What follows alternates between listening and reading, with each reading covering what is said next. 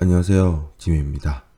오늘 할 내용은 경매물건 주거 게시판에 있는 손해는 손해이지만 위기를 기회로 라는 글에 대해서 보도록 하겠습니다. 중랑구에 나와 있는 다세대입니다.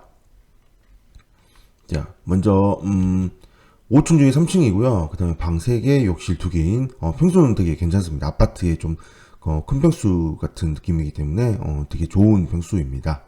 매각물건 명세서를 보시면 먼저 최선순위 설정일자 근저당이 2009년 7월 20일이고요. 그 다음에 세입자 김씨가 있는데 세입자 김씨의 전입신고일자가 2009년 7월 20일입니다. 여기에 뭐 9월 20일로 써있는데 이거는 뭐 딱 봐도 그냥 오타로 보이죠. 여기에 써있는 등기상 정보증명서에 써있는 전입신고일자가 진짜 전입신고 맞으니까요. 여기는 권리신고를 할 때도 신고를 할 때 실수로 9월 20일로 썼는지 아니면 매각물건 명세서에 9월 20일로 썼는지는 잘 모르겠지만 어쨌든 그냥 7월 20일로 보셔야 됩니다. 7월 20일로 봐서 확정일자도 7월 20일이니까 뭐 문제는 없습니다. 근데 보시면 7월 20일인데요. 보다시피 근저당권 날짜가 같습니다. 이렇게. 예, 같은 경우가 참 안타깝다는 생각이 듭니다. 이게 주택임대차 보호법에 좀 안 좋은 구멍이지 않을까 싶은 생각이 좀 듭니다. 해결책이 아직 뭐 따로 있는 게 아니다 보니 항상 그 피해를 세입자가 보고 있는 상황이긴 합니다. 예를 들어 뭐 제가 밑에다 좀 써놓긴 했는데요. 예를 들어 오전 9시에 전입신고를 하고 이사를 해서 점유를 시작했습니다. 그런데 그날 오후 3시에 만약에 근저당이 들어온다면 전입신고의 효력은 전입신고 효력은 이길 0시에 발휘가 되죠. 이길 0시에 발휘가 되므로 당연히 근저당이 먼저 설정이 돼버리는 현상이 일어나는 거죠. 그래서 오전에 아무리 전입신고를 하고 아무리 다 뭔가를 다 했다 하더라도 오후에 근저당이 돌아버리면 순위가 뒤로 밀리게 되는 이런 상황이 생기게 됩니다. 그럼 이런 걸 막을 수 있는 방법이 뭐가 있을까요? 이건 별거 아닙니다. 생각보다 간단한 트릭으로 이것들을 막을 수가 있는데요. 전입신고라는 거는요. 집주인의 허락을 요하지 않습니다. 왜냐면 주민센터에 가서 이렇게 서류를 내면 여기 이제 전입신고를 하겠다라고 신고를 했잖아요. 전입신고 할 때 뭐 집주인이 따라하는 것도 아니고 필요가 없는 거죠. 그리고 또 이제 전입신고 할 때 계약서가 필요한데요. 계약서가 필요한데 계약서에 예를 들어 만약에 5월 1일날 잔금을 치르기로 돼 있습니다. 계약서에 5월 1일날 잔금을 치기로 돼 있으면 5월 1일날 반드시 전입을 해야 되나요? 그런 건 상관없다라는 거죠. 그것이 언제든지 전입을 해도 전입신고는 받아줍니다. 계약서에 뭐 5월 1일이라고 해서 5월 1일인데 벌써 오셨어요? 전입신고 안 됩니다. 이러는 거 없다라는 겁니다. 그러므로 4월 20일 날 미리 가서 전입신고를 해도 전입신고를 받아준다는 겁니다. 자, 그러면 만약 이렇게 생각을 해보세요. 만약에 5월 1일 날 잔금을 치르고 이사를 들어가기로 했습니다. 예를 들어. 근데 만약에 내가 4월 25일 날 전입신고를 했다고 합시다. 전입신고를 집주인에게 허락을 요구하지 않으니까 집주인한테는 아무 얘기를 하지 않고 그냥 전입신고 합니다. 그러면 대항력은 언제부터 발휘가 되는 건가요? 대항력은 전입신고 플러스 점유입니다. 점유. 확정일자는 대항력과 상관없습니다. 전입신고 플러스 점유인데 4월 25일 날 전입신고를 했다고 한다면 전입신고만 하고 이때 대항력이 발휘가 되나요? 아직 점유를 하지 않았기 때문에 이사를 들어가지 않았기 때문에 대항력이 발휘가 되지 않죠. 그렇다면 5월 1일 날 점유를 시작합니다. 점유. 그러면 이날 만약에 근저당이 들어왔다면 아무리 못해도 적어도 순위가 동순위가 될 정도는 된다라는 거죠. 물론 이 점유라는 기준이 너무나 좀 뭐랄까 표현을 하기가 너무 어렵기 때문에 4월 표면적으로 서류상에는 4월 20일 날 전입신고를 한 것으로 되어 있으므로 4월 25일 날부터 거의 뭐 점유한 것으로 일단은 추정을 하게 되는 거죠. 사람들은 그렇게 돼서 아무래도 근저당보다는 빠르다는 느낌이 들 수밖에 없습니다. 그리고 또 이게 있습니다.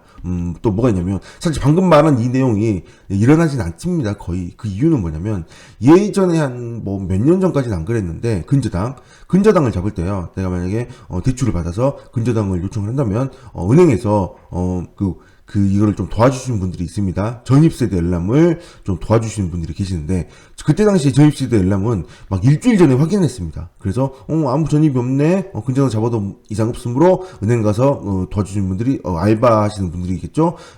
도와주시는 분들이 전입신고를 확인해보고, 그 다음에 은행에다가 제출하면, 은행에서는, 전입세대 열람된 걸 보고, 문제가 없네, 그래갖고, 근저당을 실행을 해주는 거죠. 며칠 후에. 그러나, 방금 같은 이런 일이 터지는 일이 생깁니다. 뭐 반대적인 얘기도 생기겠죠. 전입신고 없었다가 예를 들어 이날 근저당을 이렇게 조금 날짜가 이렇게 흘러간다면 이날 근저당을 설정하게 했는데 이때 전입신고를 확인했었다는 거죠. 은행에서는. 그럼 이 사이에 전입신고가 누가 일어나 버리면 이때 근저당을 잡아버리면 문제가 생기는 거죠. 이게 하도 문제가 많이 생기니까 나중에는 이제 좀 은행에서도 좀 머리를 쓰기 시작했는지 아니면 뭐 머리 쓴 게 아니고 원래 당연한 거죠. 근저당을 잡기로 어느 날짜를 정했으면 그날 오전에 바로 확인해 봅니다. 전입신고가 있는지. 전입신고가 있다라는 거는 언제예요? 이 바로 전날 또는 그 이전에 전입신고를 했다는 거죠. 그래서 오전에 전입신고 내역을 확인해 보고 아무것도 없으면 근저당을 잡는 뭐 이렇게 발생하게 됩니다. 제가 아까 5월 1일날 전입을 하게 돼 있습니다. 근데 4월 25일날 전입신고를 이미 전입신고를 했다면 5월 1일날 전입신고를 원래 이제 그 계약서상에 잔금을 치르기로 됐었는데 은행에서는 이 같은 날 은행이 아니라 그 소유자가 세입자 모르게 이날 같은 날 근저당을 설정하기로 계획을 세우고 있었습니다. 예를 들어서 그런 경우에 만약에 세입자가 4월 25일날 먼저 슬쩍 전입신고를 해놨다면 이날 5월 1일날 되었을 때 이제 근저당을 쓱 넣으려고 봤는데 뭐예요? 이미 전입신고가 되어 있죠. 그럼 근저당이 일어나지 않게 되겠죠? 오히려. 그러면 근저당이 일어나지 않게 되면 소유자는 뭐 소유자 입장에서 난리가 나겠죠. 아니 먼저 전입신고를 왜 했냐고 하면서 뭐라고 하면 반대로 얘기를 해야겠죠. 근저당 설정하려고 했냐? 그러면 안 되지 않냐? 계약서상으로 해야지. 그런 게 어딨어? 아무것도 없는 상태에서 해야지. 이렇게 오히려 얘기를 해볼 수 있는 그런 상황이 되게 되지 않을까. 그렇게 되면 당연히 내 보증금을 지킬 수 있게 되게 된다라는 거죠. 이거 별거 아닙니다. 전입신고는 미리 좀 해도 상관없으므로 점유를 하지 않아도 뭐 대학육고 아니어도 전입신고만은 미리미리 조금씩 일찍 해보는 게 좋습니다. 예전에 제가 주민센터에 문의해본 적 있어요. 전입신고는 언제까지 먼저 해도 되냐고. 주민센터에서는 그런 얘기 하더라고요. 한 2주까지는 문제 없으므로 미리 전입신고를 하셔도 된다라고 얘기를 해서 저는 그 이후부터는 물론 뭐 세입자로 사는 일이 이제 거의 없긴 했지만 세입자로 살 때는 항상 전입신고를 좀 일찍 했던 그런 생각이 납니다. 그 다음에 등기를 보면 세입자는 주택임차권 등기를 했는데요. 여기 보다시피 전입신고 일자가 주민등록 일자가 2009년 7월 20일로 돼 있습니다. 현황 조사에는 뭐 아무도 없다라고 나와 있고 전입세대 미발견이라고 돼 있는 거 보니까 주택임차권 등기를 하고 이사를 나간 것으로 보입니다. 자, 이런 물건의 경우에는 좀 확인을 해봐야 됩니다. 임차권 등기를 하고 이사가 나간 상태에서는 일단은 임차권자한테 좀 연락을 좀 취해봐야 되는데요. 낙찰자 입장에서 이 물건이 명도를 해야 되면 이사를 나가서 공실이라면 정말 아무것도 없는 공실이라면 문제가 안 생기는데 저도 예전에 이제 경험을 해보니까 임차권 등기를 하고 누군가 나갔는데 누군가 또 다른 사람이 제3점유자가 점유를 하고 있더라고요. 그러면 또다시 이 제3점유자를 상대로 다시 또 명도를 해야 되거든요. 그런데 이렇게 임차권 등기를 하고 이사를 나갔다고 하더라도 이 임차권 등기자도 배당을 받기 위해서는 명도 확인서가 필요하다는 거죠. 이게 왜 명도 확인서가 필요할까요? 라고 얘기를 하는데 실제로 제가 이제 겪었던 얘기입니다. 법원에서는 이 명도확인서라는 걸, 임차권 등기라고 이사를 나갔으니까 나는 명도확인서가 필요 없어요. 점유하지 않으니, 명도확인서가 이미 명도 다 넘겨줬으니까, 명도확인서가 없이 배당을 해주세요. 라고 얘기하면, 법원에서는, 나 몰라. 일단은 그냥 명도확인서 일단 가져와봐. 그래야 배당을 받을 수 있어. 근데 그러면 이렇게 막 사정 설명하면, 그러면 일단, 이럴 수 있잖아요. 진짜로 집에서 점유를 뺐는지, 점유를 빼지 않았는지, 법원에서는 당장 알 수가 없다라는 거예요. 눈으로 보지 못하니까요. 가서 뭐 확인해 보는 것도 아니고 확인할 수 없잖아요. 그러니까 내가 일단은 확실하게 배당을 해주기 위해서는 일단은 명도확인서 가져와 보고 명도확인서를 없이 배당을 하려면 내가 이 책임을 회피할 수 있는 뭔가를 확인하게 해줘라고 될 수밖에 없는 거예요. 그래서 현실적으로는 당장은 무조건 명도확인서를 달라고만 합니다. 그래서 임차권등기자도 배당을 편하게 받기 위해서는 명당에서 받으면 되는 거죠. 그래서 연락을 취해보고 진짜 점유율을 확실하게 뺐다면 명당기서를 주고 그냥 그 집에 대해 명도를 받으면은 아주 깔끔한 상황이 되겠죠. 물론 제가 아까 말한 것처럼 제3점 유저가 있었으면 제3점 유저에 대해서 다시 또 인도명령 시청하고 좀 이렇게 인도명령 시청하고 강제입금까지 해야 되는 좀 복잡한 상황이 되겠지만 그렇지 않게 돼야겠죠? 이런 상황에서는 보면 뭐 거주자가 아무도 없다고 하니까 이 물건에 있어서는 그렇게 하지 않아도 되지 않을까 싶습니다.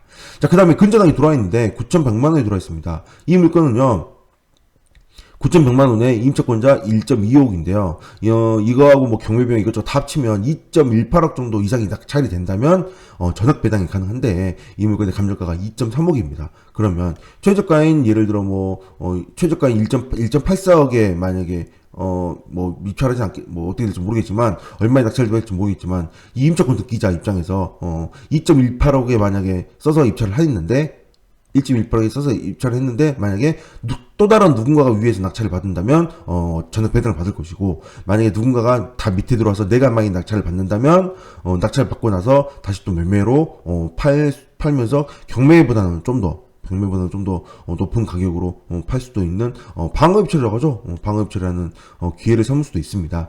그런데 이걸 가지고 저한테 제가 이거 얘기를 한번 한 적이 있었는데 그걸 가지고 또 저한테 되게 뭐라고 하시는 분도 계셨거든요. 왜냐면 방어입찰을 위해서 이 물건을 들어가서 낙찰을 받았다가 이거를 팔지 못해서 너무나 고생하고 시간만 많이 흘렀다. 그런 경우도 있으니 방어입찰을 또 조심해야 된다라고 엄청 뭐라고 하셨던 분도 계십니다. 그건 너무 당연한 거죠.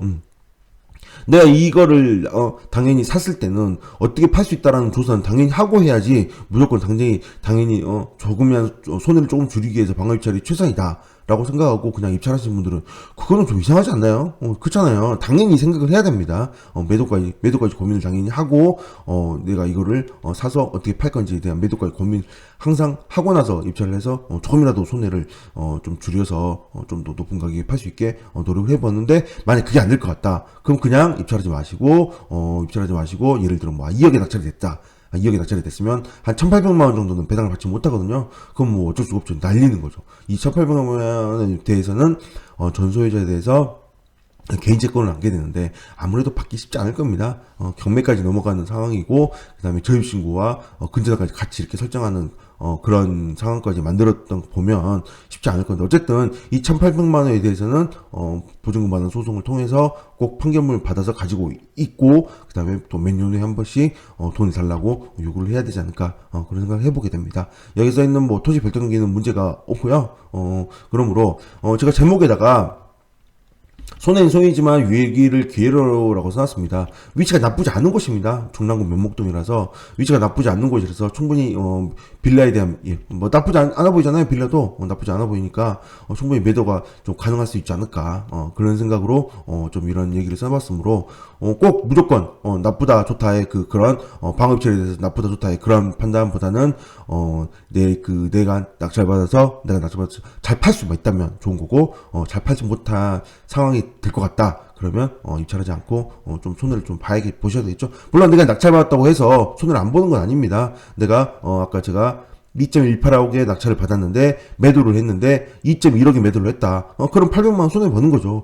그런 상황이 또 충분히 고려를 해서 해야 되므로 시세조사나 이런 것도 좀 얼마나 매도할 수 있는지 꼭 확인을 해보시고 접근하시는 게 좋지 않을까. 이 세입자 입장에서요. 이건 입찰자 입장이 아니고요. 세입자 입장에서. 네, 오늘 여기까지 하겠습니다. 감사합니다.